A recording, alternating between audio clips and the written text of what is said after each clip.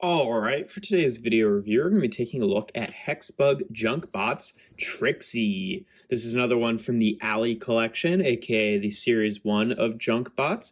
And yeah, this is a kind of an odd little build here. We've got the same body that was used for Dina, the dinosaur, kind of like a alligator skin suitcase, I want to say. Yeah, it works well as the body here, and we've got a little speaker here for Trixie's head. I think that's pretty cute, and a little I think it's like a feather duster kind of sticking out as a little tail, and then just kind of tripod legs that are all just sort of like generic machine parts, and I think it works pretty well. It's a fairly simple build, all things considered, compared to some of the other ones, but it's kind of cute. She does have this one leg. I mean, this piece, this is the piece was used on Surveillance too, that is like super floppy. Since she's standing like a tripod, and it only bends the one direction, it doesn't really mess with her standing at all. Like if you turned it around, it definitely would, I think. But if you have it in the right orientation, when you pick her up, it does flop around, but it doesn't actually mess with stability or anything like that. She's pretty stable considering, tripod works pretty well. Here's her little build sheet that shows off where all the parts and everything go. Like I said, kind of not a ton of parts compared to some other JunkBots. I don't know if there's like a standardization for like how many parts they're allowed to have, or if they use some bigger parts or something like that, but I don't know. It's not a hugely complex build, but I think it works well enough. In terms of articulation, her little head here obviously is just on two ball joints, so it can rotate around like that. You can kind of adjust her little antenna or something, whatever it's supposed to be. Obviously, this piece is also on a ball joint, so it can rotate around, and then each of the legs are on a ball joint. And then, I mean, you can count that as a knee for one of them, I guess, but I don't think that's really effectively useful for anything.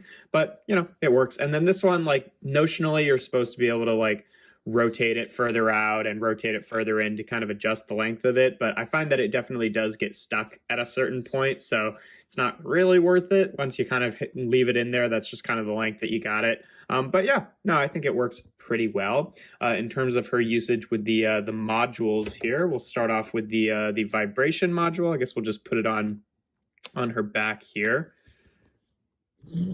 And I mean, if you get her in a position where it's actually, able to adjust the weight of it, it kind of works. I think mostly it doesn't really, like, she's got too much like upward weight, that it's putting too much weight on the lower section, so it doesn't really allow for her jittering around all that much. But for the rotation module, what's kind of annoying is she's another one of those ones that sort of blocks off the port for the like the rotation bit.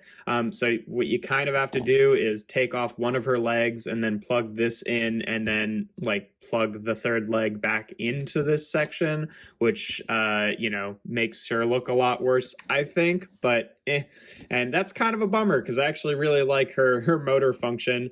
If you can get it to work here, it's supposed to, come on. Sometimes these can be a little bit tricky to like get the gear aligned. I don't know what's going on here.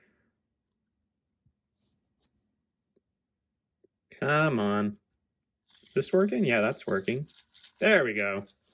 Yeah, it's one of those ones that, okay, it's moving some stuff around, so it's can be a little bit finicky to get going, but I really like that, just kind of wagging her her head and her tail back and forth. It's just really kind of unfortunate that the leg just kind of blocks it off.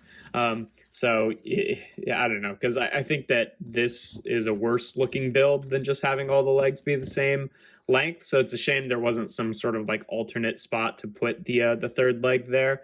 You could also, if you wanted to be more like without the motor, you could plug this leg in there, but then this has the ability to kind of loosely rotate, which probably, since it's just like a stick, won't really mess with stability all that much, but I think it looks better kind of plugged in here in the back. And then last but not least, for the LED module, there's not actually a ton of places you can plug it in for her. It's pretty much just the body, because there's no translucent sections in the head here. So I don't even know if there's actually 3 spots. Yeah, I think there's only the 2. You can just plug it in here and here.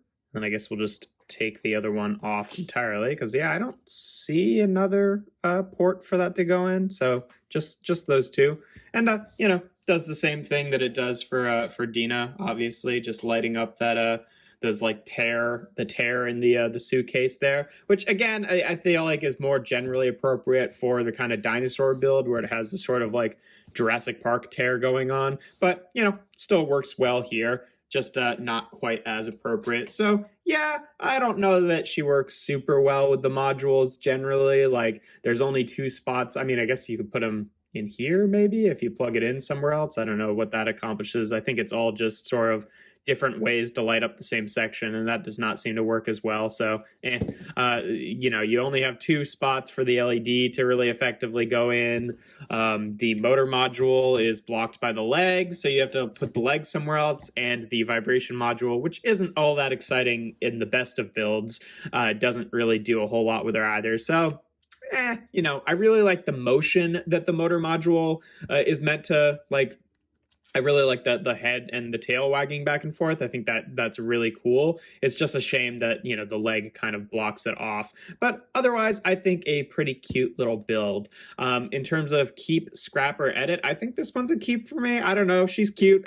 It's not using any parts that I think I was like really jonesing to use anywhere else. It's been a while since I've actually like, you know, made a little custom build for JunkBots, and you know, it's a cute build. It's simple, but I like the little boombox as the head. I like the sort of like weird little pet vibe that she has, but not really looking like any specific animal.